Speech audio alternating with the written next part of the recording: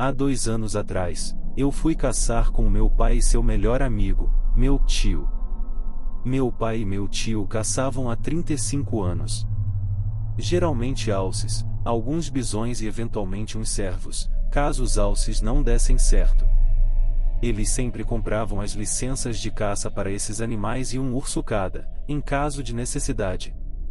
Fomos caçar no local de sempre. Precisávamos andar um tempo, pegar um barco por 2 dias até chegarmos lá. O único tipo de comunicação que tínhamos era um telefone que funcionava por satélite. Às vezes, problemas acontecem e você deve estar preparado. Um dos problemas mais comuns é ter que matar algum animal que você não tinha licença, por motivos de defesa pessoal.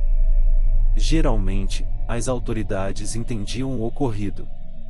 Como eu disse, eles sempre pediam a licença para ursos, mas nunca precisaram usar nas 3 décadas e meia, apesar de alguns encontros. Enfim, meu pai tem um conhecido que tem uma cabana na região e perto do rio. Esse conhecido nos alugou a cabana e avisou que o inquilino anterior havia tido problemas sérios com ursos. Mas, sabíamos que não teríamos problemas, pois os ursos geralmente não se aproximavam tanto das cabanas. A primeira noite se passou, sem maiores problemas. Porém encontramos fezes frescas de urso próximas à cabana. Após isso, pegamos nossas armas e passamos a noite conversando, atirando em garrafas e fazendo muito barulho. No dia seguinte, acordamos cedo e fomos caçar. Não tivemos muita sorte, mas encontramos outros caçadores, com quem fizemos amizade. Eles estavam acampados nas proximidades. Geralmente, encontrávamos eles no rio, parávamos os barcos e conversávamos um pouco. A princípio aquele problema com o urso, que o dono da cabine havia comentado, tinha se tratado de uma caça ilegal. O caçador havia atraído o urso com salsichas para depois atirar nele. Um grande babaca. Após a conversa, decidimos voltar para o acampamento. Havíamos feito uma trilha com latinhas e um pouco de querosene. Mas várias dessas latinhas estavam espalhadas pela trilha, e mordidas. O acampamento estava uma bagunça. Metade da nossa comida tinha ido embora. E o pior, não tínhamos fechado a cabine direito. Claramente um urso havia visitado nosso acampamento. E o pior, acredito que deveria estar por ali ainda. Uma das refeições congeladas ainda tinha gelo que não havia se derretido. Assim que percebi o que estava acontecendo, gritei: "Urso no acampamento!" Eu sabia que o urso ainda estava lá e deveria estar se escondendo e ouvindo tudo. Estou olhando ao redor, mas não consigo ver nada. Nos trancamos dentro do chalé. Guardamos algumas coisas no barco e começamos a mijar por tudo e claro, começamos a fazer muito barulho. Achávamos que iríamos assustar a criatura. A princípio acreditávamos que se havia bebido querosene, deveria estar, agora, deitado em uma das prainhas do rio. Comecei a andar e, achei, então as pegadas que estava procurando, mas não sabia dizer do que eram. Em um primeiro momento, elas pareciam ser pegadas de urso, mas eram muito pequenas e estavam indo em direção a um morro. Naquela noite, podíamos ouvir a criatura andando no acampamento. Nossa cabana tinha uma pequena varanda, e nós ouvimos o bicho andando por ela sem nenhum medo de nós. Nós gritamos, mas sem sucesso. Não importa em quantos estivéssemos ou se o acampamento fedia fumaça e humanos. A criatura provavelmente não identificava essas coisas como sendo perigosas. Apenas entendia que aquele lugar tinha comida. Era outubro no Ártico e o bicho provavelmente buscava bastante comida para conseguir aguentar o inverno rigoroso e poder hibernar em paz. O urso continuava a rondar nosso acampamento. Era insistente. Ficava circulando a cabana. Diante da situação, meu tio tentava dormir, mas conseguia ouvir o urso cheirando por entre as madeiras da cabine. Meu pai, por sua vez, dormia. Porém o urso era insistente e ficava cada vez mais ousado durante a noite. Eu e meu tio pegamos em um sono leve, acordando sempre que ouvíamos algum barulho. De manhã cedo, porém o urso se tornou mais agressivo, andando e batendo seus dentes e olhando por dentro das janelas. Ainda estava escuro, mas eu e meu tio conseguimos ver a criatura. Com medo, eu e meu tio conversamos e achamos melhor deixar meu pai dormir mais um pouco, pois ele era o melhor atirador e tiros irão rolar com certeza. E logo, era a hora. O urso estava pronto. Ele tentava abrir a porta. E para nossa infelicidade a única coisa que segurava a porta fechada eram uns pregos, uma madeira e uma fechadura. A cabine estava escura, mas toda vez que o urso empurrava a porta ou a mordia com força uma réstia de luz entrava pela porta. Eu nunca vou me esquecer das tentativas dele de abrir a porta. Luz, luz, pausa, barulho, luz, luz. E claro, meu pai finalmente havia acordado. Ainda não sabia o que estava acontecendo ao certo, mas estava feliz por poder ajudar. Infelizmente, todos chegamos à conclusão de que não poderíamos deixar o animal vivo. Mas nunca tínhamos matado um urso, nem queríamos. Nós amamos ursos. Eles eram animais vistosos e poderosos. Ver um urso ao longe, com seu pelo sedoso andando em seu habitat natural era um sinônimo de que o ecossistema daquele lugar estava saudável e que a cadeia alimentar estava ajudando. Para nós, ursos representavam isso. Um ecossistema equilibrado, uma beleza da natureza. Mas alguém havia estragado esse urso. Não tinha como curá-lo. Alguém o havia alimentado durante muito tempo. Não havia como sairmos dessa situação e muito menos da cabine. Nos organizamos dentro da cabine. Meu tio ficou em uma janela, eu na outra e meu pai para a porta. Todas as nossas armas estavam carregadas. O urso conseguiu abrir a porta e meu pai resolve dar um tiro de aviso, porém, sem sucesso. Então eu vou para o lado do meu pai, tentar acertar a cabeça. Mas, do nada, o urso resolve não entrar e olhar pela janela. Na minha janela. Eu, então, estava frente a frente com um urso pardo gigante.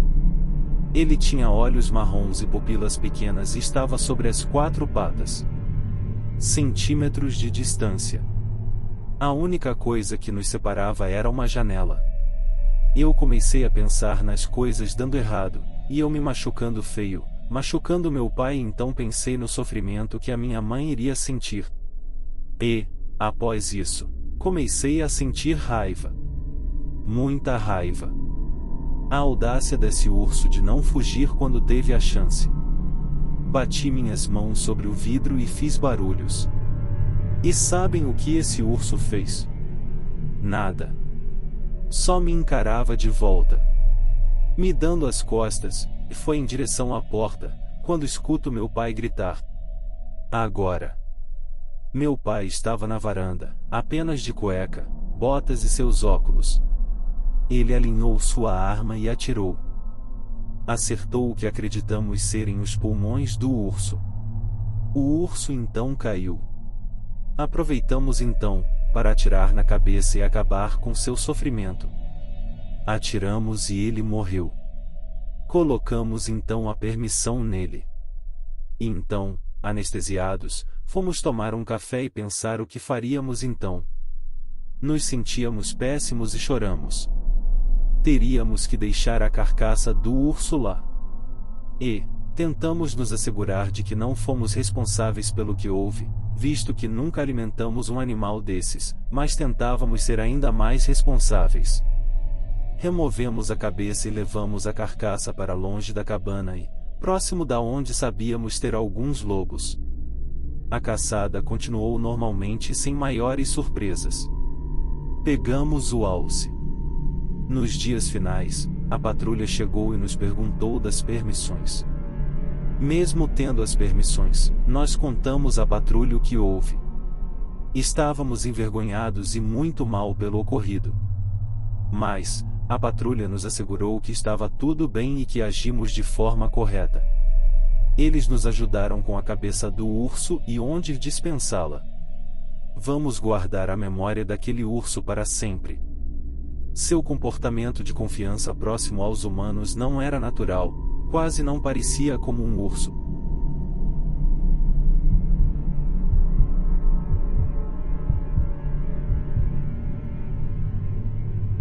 Eu não estava muito dentro da floresta. Estava a menos de 1 quilômetro da minha casa e estava com o meu cachorro. Saímos um pouco da trilha. Então, avistei um homem todo camuflado, sem mochila e com um facão pendurado no cinto. Seu braço estava em uma tipóia. Até aí, tudo normal, mas me senti desconfortável. Meu cachorro deve ter sentido algo também porque ele é geralmente muito sociável, mas ele começou a latir muito e rosnar.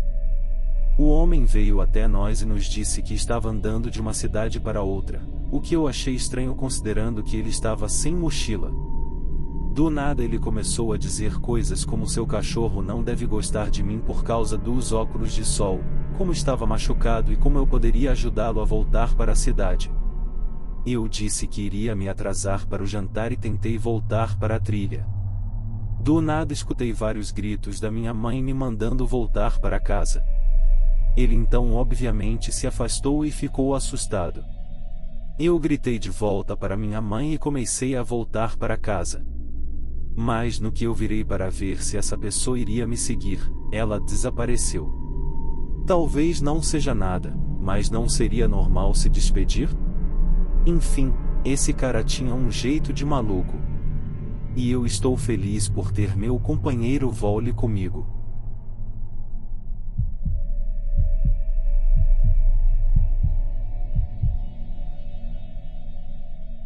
Isso aconteceu há muito tempo. Eu não lembro dos detalhes, mas eu lembro que gostava de me embrenhar na floresta. Uma vez eu estava andando com a minha primeira namorada e no fim de uma colina encontramos o que parecia ser um piquenique ou um chá da tarde. Tinha uma pequena mesa rosa arredondada, com cadeiras combinando, copos de chá e pratinhos. Era muito medonho, mas achamos interessante. Resolvemos andar ao redor da área e encontramos um ursinho de pelúcia e uma pequena mochila do My Little Pony. Não abrimos a mochila, mas notamos as iniciais CB nela. Naquela noite, após chegarmos em casa, eu e minha namorada fizemos uma pesquisa e descobrimos que tinha uma garotinha desaparecida e ela tinha as iniciais CB. O corpo dela havia sido encontrado em outra parte do estado. Mas ainda tenho nojo do babaca que a matou. Não sei se ele foi encontrado, mas eu nunca reportei os achados na floresta.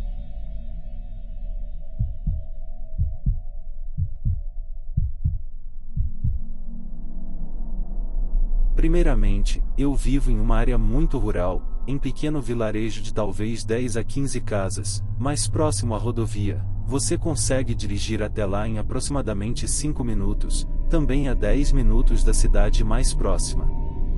Se você cruza a rua, leva 10 minutos de caminhada até chegar à floresta. Dia de Natal. Nessa tarde, meu parceiro e eu decidimos ir caminhar para digerir a comida, já que havíamos comido muito na ceia. Eram 5 horas da tarde e já estava escuro quando saímos. Tínhamos uma lanterna LED bem forte conosco. Também levei minha câmera com flash, pois adoro tirar fotos da natureza à noite. Decidimos caminhar em uma pequena rua rural em direção à floresta e depois virar à direita, seguindo uma estrada de cascalho perto da borda da floresta, que conecta nosso vilarejo e o próximo. No meio da estrada, você tem que andar por um pequeno trecho de floresta. É bem escuro, as árvores são bem altas e é bem denso. Quando entramos, vi que nossa lanterna refletiu em algo e reconheci um carro estacionado ao lado da trilha, perto das árvores. Isso me pareceu estranho, já que carros não são permitidos ali e o caminho é bem estreito e escondido, então eu estava sendo cuidadoso. Meu parceiro apontou a lanterna dentro do carro e parecia vazio. Também notei que as janelas estavam congeladas, então devia estar ali há algum tempo. Um pouco na frente do carro vi uma árvore com uma estrutura intrigante. Pedi ao meu parceiro para apontar a lanterna lá, para que eu pudesse focar melhor e fotografar com minha câmera. Depois de algumas fotos, meu parceiro falou: "Tem alguém parado atrás de nós na estrada, ele está olhando para nós." Ninguém estava nos seguindo durante todo o caminho. Eu fiquei olhando em volta e atrás de nós ocasionalmente, pois a essa hora da tarde perto da borda da floresta tem javalis. De fato tinha um homem parado atrás de nós, ficando fora do alcance da lanterna. Ele não estava falando nada, só estava parado lá nos olhando. Primeiro achei que ele estava assustado, já que parecia meio estranho se alguém estivesse tirando fotos perto do seu carro, mesmo que fosse legal estacionar ali. Decidi ir até lá e confrontá-lo à distância, explicando a ele que eu estava tirando fotos da árvore. Ele não reagiu e ficou só parado lá. Perguntei a ele se ele precisava de alguma luz, e ele respondeu que não era necessário. Era estranho, mas eu ainda estava calmo, confiante de que havia alguma explicação para o seu comportamento. Meu parceiro e eu decidimos dar o fora dali e seguir o caminho até o próximo vilarejo, uma caminhada de uns 5 minutos. Lembrei da placa do carro dele, e pesquisei na internet. Ele era de uma cidade a 6 horas do nosso vilarejo. Lembrando que o país que eu estou está com um toque de recolher bem estrito no momento, então você só pode viajar de carro por razões bem urgentes. Depois que chegamos à primeira luz do próximo vilarejo, olhamos para trás e observamos o carro saindo um pouco da floresta, virando e voltando para lá. Pude ver que ele estava estacionado lá de novo, desligou o carro e permaneceu na floresta. Fomos para casa por um caminho muito mais longo que queríamos, porque não queria voltar por lá por razões óbvias. Nossa bateria da lanterna acabou no caminho e a bateria do meu celular estava acabando, então não liguei para a polícia, mas liguei assim que cheguei em casa e dei todos os detalhes. Também me ocorreu que era muito estranho que as janelas estavam congeladas e que ele simplesmente apareceu atrás de nós sem luz e não respondendo.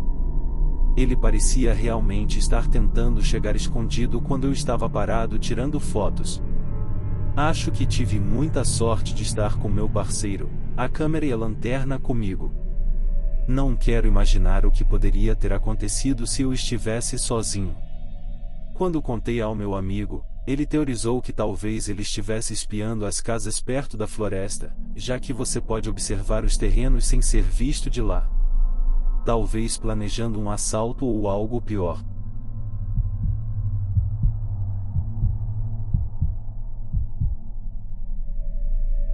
Acho que eu vi um corpo. Eu e meu pai estávamos no meio da floresta procurando por cogumelos.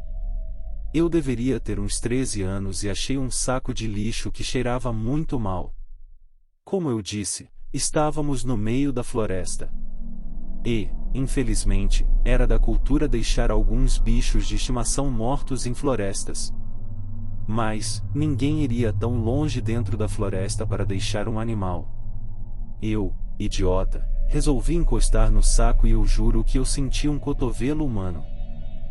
Era pontudo, macio e não parecia com um animal. Meu pai então me tirou dali e falou para não tocar no assunto. Eu ainda me arrependo de ter tocado naquilo e eu lembro de querer voltar ao local para checar. Também acho estranho a reação do meu pai, ele não contou a ninguém e me fez jurar segredo.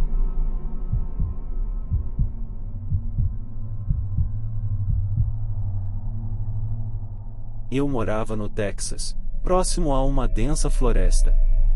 Eu e meu amigo estávamos no ensino médio e gostávamos de sair e explorar à noite. Descobrimos, então, um gigante cano de drenagem próximo à estrada. Era grande o suficiente para entrarmos e explorar. Decidimos entrar e deixar marcas para podermos voltar. Meia hora depois de andar pelo cano, saímos por um bueiro no meio do nada próximo a um chalé de 2 andares abandonado. Resolvemos ir até o chalé. Não havia nenhum caminho ou calçada que levasse até lá. Nem mesmo uma estrada para carros nas proximidades. O que seria considerado o jardim da frente da casa tinha vários brinquedos semi-enterrados e todos tinham uma aparência muito antiga. Eram bonecas de porcelana. As janelas do chalé estavam muito sujas, mas decidimos quebrar uma com uma pedra para podermos entrar. Os móveis estavam podres, restando, em sua maior parte, a sua base de ferro. O chalé estava repleto de latas de óleo, daquelas que você vê em desenhos animados dos anos 50. Não conseguimos subir para o segundo andar porque a escada tinha apodrecido. Então, deixamos para lá e resolvemos voltar pelo cano gigante. Mas, quando estávamos voltando, resolvi olhar para trás. Grande erro. Na janela do segundo andar eu vi uma criança de aproximadamente 9 anos de idade, de cabelos pretos olhando para mim. Até hoje, tenho certeza de ter visto um fantasma.